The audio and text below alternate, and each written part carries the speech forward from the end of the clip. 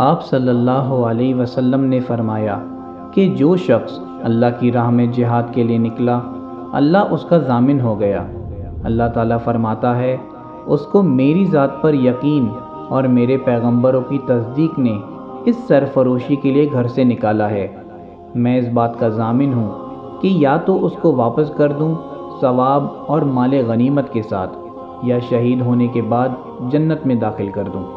रसूल अल्लाह सल्लल्लाहु अलैहि वसल्लम ने फरमाया, और अगर मैं अपनी उम्मत पर इस काम को दुश्वार ना समझता तो लश्कर का साथ कभी ना छोड़ता।